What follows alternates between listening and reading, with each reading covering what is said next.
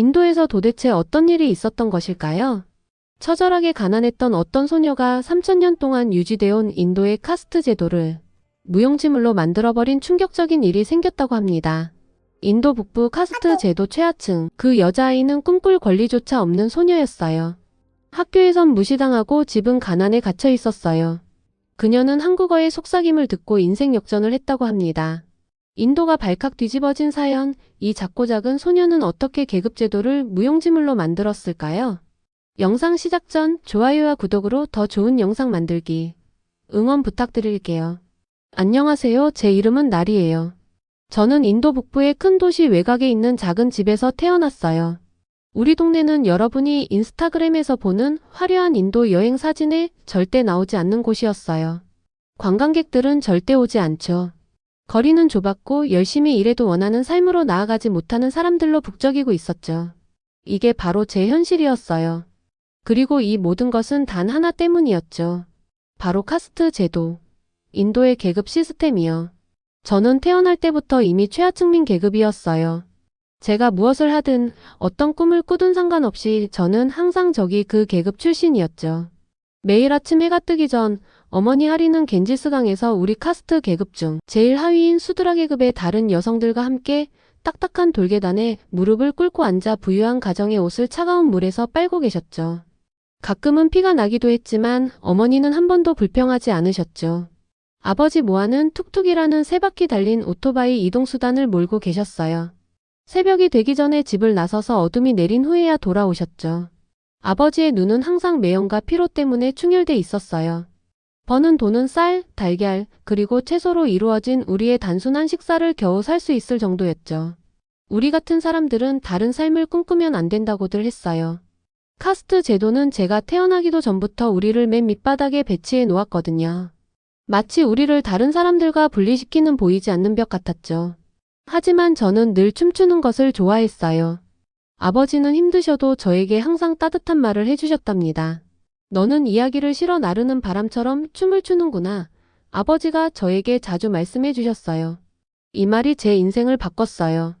카스트 때문에 꿈도 못 꿀 현실 속에서도 춤은 제가 자유를 느낄 수 있는 유일한 탈출구였거든요. 그런데 뜻밖의 기회가 찾아왔어요. 인도에는 카스트 쿼터라는 제도가 있는데 하위 카스트 학생들이 대학에 갈 수 있는 특별 입학 제도예요. 이 제도 덕분에 저는 춤을 전공으로 대학에 입학하게 됐어요. 우리 가족 중 누구도 대학에 간 적이 없었죠. 대단한 일이었어요. 첫날 저는 가장 좋은 옷을 입었어요. 어머니가 준비해주신 단순한 파란색 사라르 카미즈였죠. 설렘으로 심장이 빠르게 뛰는 채로 춤 스튜디오에 들어갔어요. 그런데 그 설렘은 오래가지 않았어요. 제가 방에 들어서자마자 분위기가 차갑게 변했죠. 다른 학생들이 저를 피하는 것을 느꼈어요. 아무 말도 하지 않고 그들은 제 주위에 보이지 않는 벽을 만들고 있었어요. 수업 내내 저는 혼자였어요. 모두가 짝을 찾을 때도 저는 항상 혼자 남겨졌죠. 점심시간에도 혼자 앉아서 다른 학생들이 함께 웃고 대화하는 모습을 지켜만 보고 있었어요. 선생님조차 저를 무시했어요. 손을 들어도 절대 지목하지 않으셨죠. 제가 교실에 없는 것처럼 행동하셨어요. 그날 집에 돌아와서 제 눈에는 눈물이 고여 있었어요. 어머니는 말없이 저를 안아주셨어요. 대학 세계는 우리 같은 사람들을 위해 만들어진 게 아니란다. 어머니가 조용히 말씀하셨어요. 하지만 네가 지금 거기 있다는 것만으로도 이미 대단한 거야.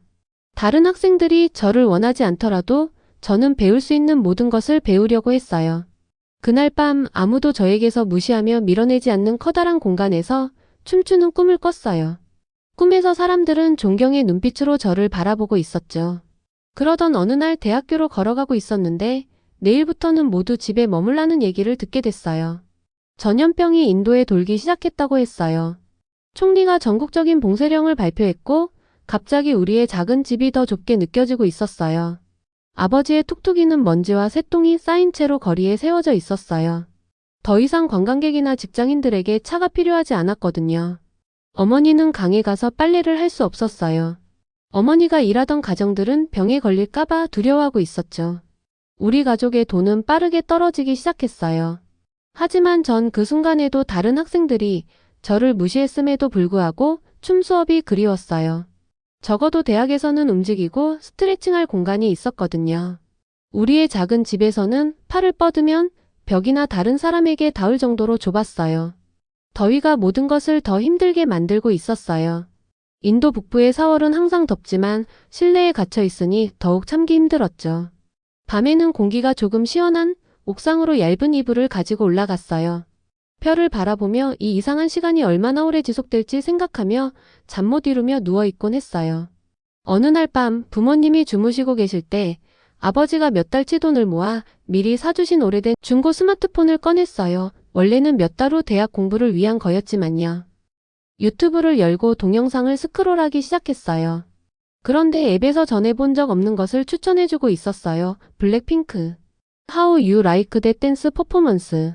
썸네일에는 자신감 있게 포즈를 취한 4명의 젊은 여성들이 보였어요. 그들은 강하고 자신감에 차 보였죠. 먼저 음악이 저를 사로잡았어요. 강력한 비트와 제 발이 자동으로 리듬을 타게 만드는 드라이빙 리듬이었죠. 그리고 춤을 지켜봤어요. 제 수업에서 본 어떤 것과도 달랐어요. 그 영상을 계속 봤어요. 그리고 또 봤죠. 그들이 부르는 말은 이해하지 못했지만 그들의 움직임에 담긴 자신감은 제가 완전히 이해할 수 있는 언어로 말하고 있었어요. 아침이 될 때까지 수십 개의 영상을 봤어요. K-팝 댄스, 한국 드라마, 한국어 배우기 수업까지요. 하나하나가 저를 제가 전에 알지 못했던 세계로 더 깊이 끌어당기고 있었어요. 다음날 침대와 요리 공간 사이에 작은 공간에서 몇 가지 댄스 동작을 따라 해보려고 했어요. 너무 빠르게 돌다가 물주전자를 쓰러뜨렸어요. 차가운 물이 바닥 전체에 쏟아져 타일 사이의 틈새로 스며들고 있었죠. 어머니가 쌀통에서 쌀을 꺼내시면서 고개를 들었어요. 피곤해 보였지만 화난 것 같지는 않았어요. 춤은 우리 밥솥을 채우지 못할 거야, 나리. 어머니가 부드럽게 말씀하셨어요. 고개를 끄덕이며 물기를 닦았죠. 하지만 그날 밤 더 많은 영상을 봤어요. 저는 비밀리에 공부하기 시작했어요. 노트를 찾아서 한국어 문구를 적었어요. 작은 그림처럼 보이는 이상한 기호들을 따라 쓰면서요. 그 단어들이 제 입에서 편안하게 느껴질 때까지 반복했어요. 안녕하세요, 감사합니다, 화이팅! 매일 밤 이 새로운 세계로 도피하고 있었어요. 매일 아침 어머니가 요리하고 청소하는 것을 도우며 아무것도 변하지 않은 척했어요. 하지만 속으로는 다르게 느끼고 있었어요. 한국어 단어와 댄스 동작들이 제 마음속에 작은 희망의 씨앗을 심어놓은 거였죠. 봉쇄는 계속됐지만 더 이상 갇힌 느낌이 들지 않았어요. 매일 몇 시간씩 한국어 단어와 K-팝 댄스를 배우고 있었어요. 몸은 더 강해졌고 마음은 새로운 가능성에 열리고 있었어요. 봉쇄된 채로 석 달이 지났어요. 더운 계절이 우기로 바뀌어서 비가 밤낮으로 우리 양철 지붕을 두드리고 있었어요. 그 끊임없는 소리가 제 새로운 삶의 배경이 되었죠. 가족을 돕는 일과 한국 문화에 더 깊이 빠져드는 일로 나뉜 생활이었어요. 매일 아침 부모님보다 먼저 일어났어요. 조용한 새벽빛 속에서 한국어 단어를 연습하고 있었죠. 종이 조각으로 플래시카드를 만들어서 한쪽에는 한국어 글자를, 다른 쪽에는 그 뜻을 적어 놓았어요. 처음엔 한국어 알파벳인 한글의 기하학적 모양이 처음에는 불가능해 보였어요. 이제는 친숙한 친구가 되어가고 있었죠. 저만의 일과가 있었어요. 아침에 4시간 언어 공부, 오후까지 집안일 돕기, 그리고 비가 잠시 멈추면 옥상에서 3시간 동안 춤 연습을 했어요. 저녁에는 더 많은 한국어 공부와 눈이 무거워질 때까지 필기하며 한국 드라마를 보는 거였죠. 옥상의 춤 연습 공간은 그리 대단하지 않았어요. 저의 발을 거친 콘크리트로부터 보호해주는 낡은 플라스틱 매트일 뿐이었죠. 하지만 거기서 주변에 작은 마을이 펼쳐져 있고 하늘이 열려있는 그곳에서 자유로움을 느끼고 있었어요. 아버지의 휴대폰을 벽돌에 기대어 놓고 춤추는 모습을 녹화한 다음 그 영상을 보며 동작을 개선했어요. 어느 날 저녁 더 많은 댄스를 찾던 중에 인도의 K-팝 팬들을 위한 온라인 모임 링크를 발견했어요. 그걸 클릭하자 놀라운 세상이 있었어요. 지금까지 제 여정은 완전히 혼자였거든요. 제 관심사가 다른 사람들과 공유되고 연결된다는 생각에 흥분과 긴장으로 손바닥에 땀이 나고 있었어요. 온라인 모임에는 인도 전역에서 온 수천 명의 회원들이 있었어요. 그들은 댄스 커버, 한국어 팁, 한국 드라마에 관한 토론을 공유하고 있었죠. 떨리는 손가락으로 계정을 만들고 첫 게시물을 썼어요. 안녕하세요, 저는 나리입니다. 블랙핑크와 한국 드라마를 좋아해요. 지난 3개월 동안 한국어와 K-팝 댄스를 배우고 있어요. 전염병이 끝나면 제가 사는 도시에서 함께 연습하고 싶은 분 계신가요? 보내기를 누르고 너무 긴장돼서 답장을 기다리지 못하고 바로 앱을 닫았어요. 그날 밤 누군가 답장을 할지, 아니면 대학 친구들처럼 저를 무시할지 궁금해하며 거의 잠을 이루지 못했어요. 다음날 아침에 확인해보니 제 게시물에 15개의 답장이 달려 있었어요. 사람들이 저를 환영하고 좋아하는 노래를 물어보고 초보자가 글을 올린 용기에 칭찬해주고 있었죠. 단 한 사람도 제 가족 배경이나 어느 동네에 사는지 묻지 않았어요. 그들은 한국 문화에 대한 우리의 공통된 관심사만 신경 쓰고 있었어요. 5주 후 정부가 공공장소에서 소규모 모임을 허용했을 때 우리는 도시 중심부 근처의 공원에서 만나기로 약속했어요. 무엇을 입을지 몇 시간이나 고민하다가 마침내 제일 예쁜 사라르 카미즈를 선택했어요. 공원까지 가는 길은 제가 거의 가보지 않은 도시의 일부를 지나가야 했어요. 비싼 가게와 레스토랑이 늘어선 깨끗한 거리들이 저를 어색하게 만들고 있었어요. 2번이나 거의 돌아갈 뻔했어요. 갑자기 이 온라인 친구들이 저를 한번 보고 제가 그들의 세계에 속하지 않는다는 걸 알아차릴 거라고 확신했거든요. 큰 바니안 나무 아래에서 그들을 발견했어요. 제 또래의 5명의 젊은이들이 알록달록한 피크닉 담요 위에 앉아 있었죠. 한 여자아이는 아마도 제 아버지가 3개월 동안 버는 것보다 더 비싼 디자이너 옷을 입고 있었어요. 다른 한 명은 거의 최고 카스트 계급인 크샤트리아의 특징적인 외모를 가지고 있었죠. 가까이 다가가면서 위장이 긴장됐어요. 미묘하게 거부당하는 익숙한 경험을 준비하고 있었죠. 디자이너 옷을 입은 여자아이가 저를 먼저 봤어요. 여자아이는 벌떡 일어나 흥분해서 손을 흔들며 저를 향해 달려왔어요. 나리 언니. 그 여자아이가 우리가 채팅에서 연습했던 언니라는 한국어 단어를 사용하며 외쳤어요. 언니 댄스 영상 정말 대단해요. 그 블랙핑크 동작 좀 보여주실 수 있어요? 발동작이 잘 안 돼요. 놀라서 얼어붙어 있었어요. 이 여자아이는 분명히 부유한 가정 출신인데 저에게 도움을 요청하고 있었어요. 여자아이는 저를 언니하며 존중의 용어로 부르고 있었죠.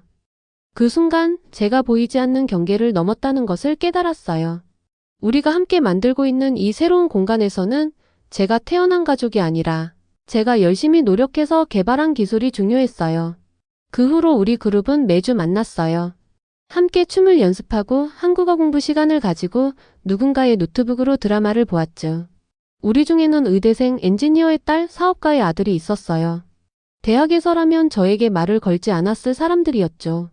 이제 그들은 발음과 춤 동작에 대한 지도를 저에게 구하고 있었어요. 어느 날 익숙해 보이는 한 여자아이가 우리 그룹에 합류했어요. 그녀를 알아보는데 몇 분이 걸렸어요. 라니였어요. 라니는 대학교 춤 수업에서 제가 가까이 가면 항상 저를 피하던 학생 중 하나였어요. 라니는 처음에 저를 알아보지 못했어요. 마침내 알아봤을 때 라니의 눈이 놀라움으로 커졌어요. 한국어 정말 잘하네요. 라니가 조용히 말했어요. 제 한국어도 도와줄 수 있을까요?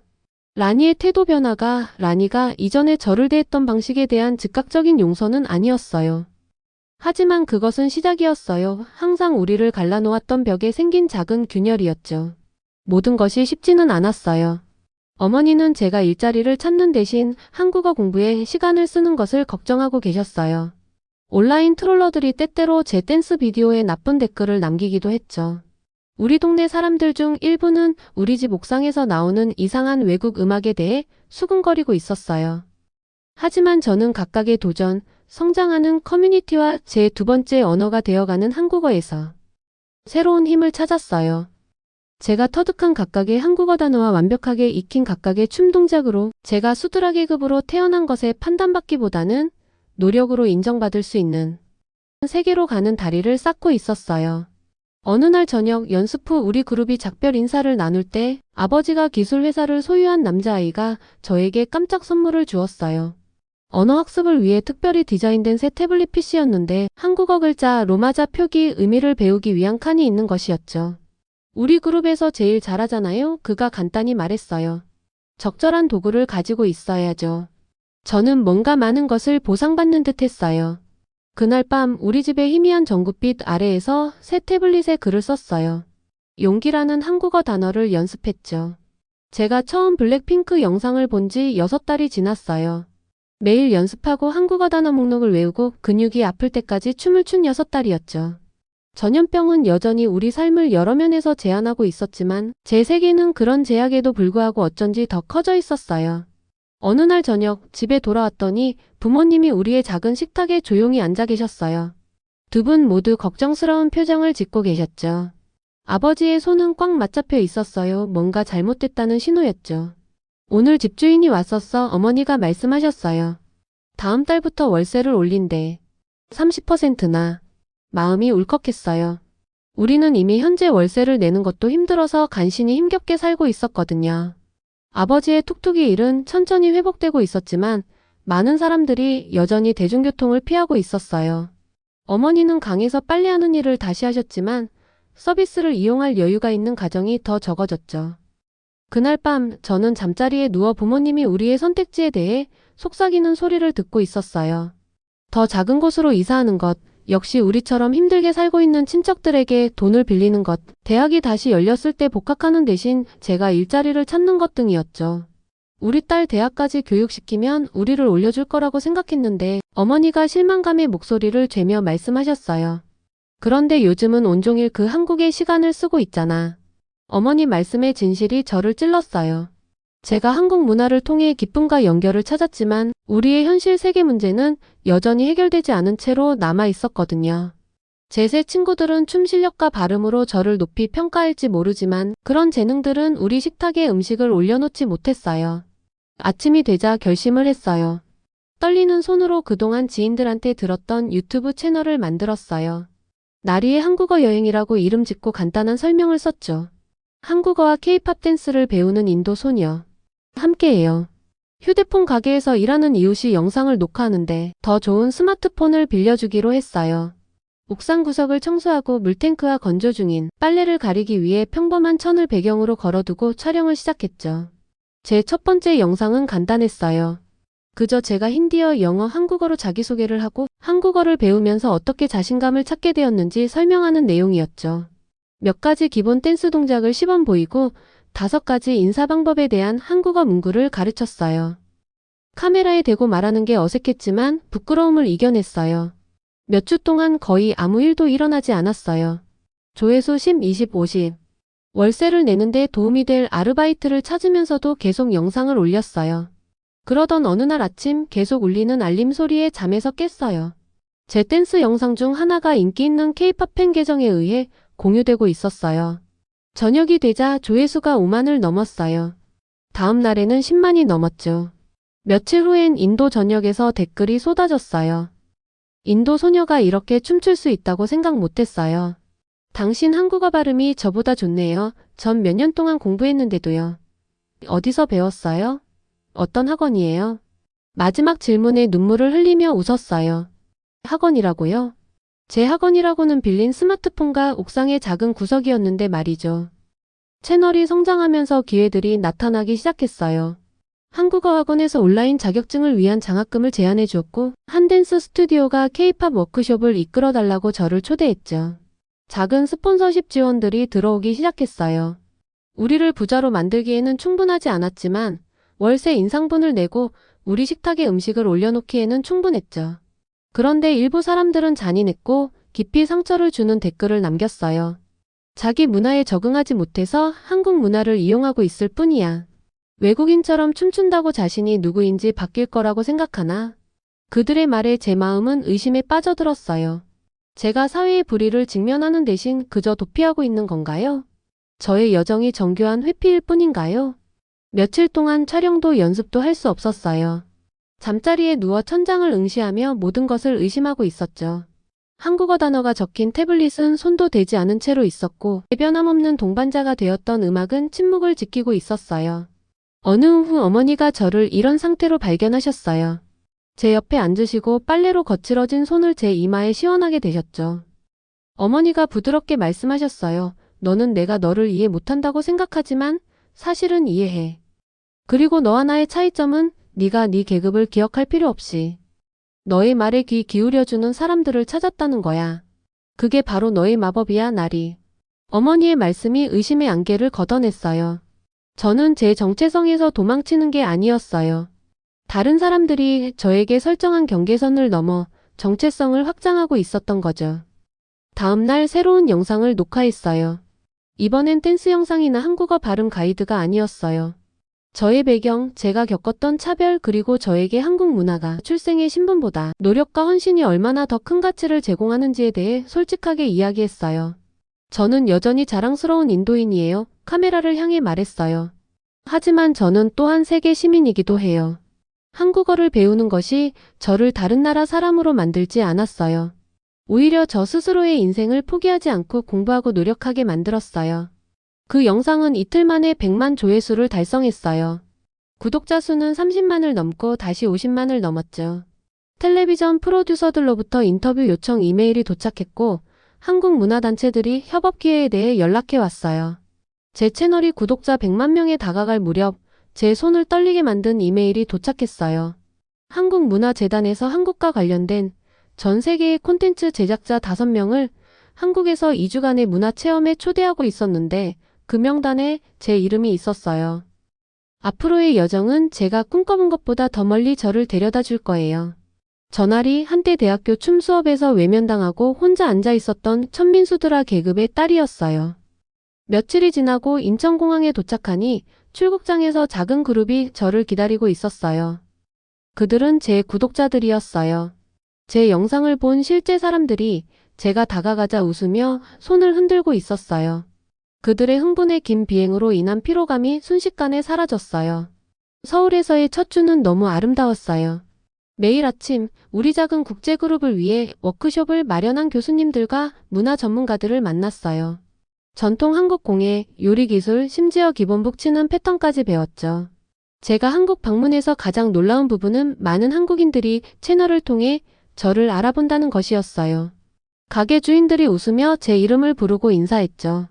대학생들은 셀카를 요청했고 공원에서는 중학생 여자아이들이 수줍게 다가와 인사를 하고 갔어요. 문화채널 인터뷰에서 담당 기자가 한국에서 가장 놀란 점이 무엇인지 물었어요. 존중과 배려요, 솔직하게 대답했어요. 하지만 한 가지 말하지 않은 것이 있었죠. 카메라 앞에서 말하지 않은 것은 지금 제가 누리는 이런 삶이 제 삶 전체를 형성한 카스트 제도와 얼마나 다르다는 것이었죠. 한국에서는 의심스러운 시선을 받지 않고 상점과 레스토랑에 들어갔어요. 지하철에서 제 옆에 앉으면 아무도 피하지 않았고 제 가치는 태어날 때 결정된 것이 아니라 제 행동과 노력으로 만들어지고 있었어요. 한국은 공항, 버스 정류장 등 모든 공공시설들이 깨끗하게 유지되고 수돗물도 깨끗하게 느껴졌어요.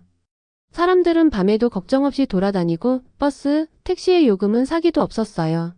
사람들은 공공장소에서 질서를 유지하고 식당들은 위생적이었어요. 정말 여행하는 동안 꿈을 꾸는 듯 했어요. 내가 이런 나라에 초대되어 있다니.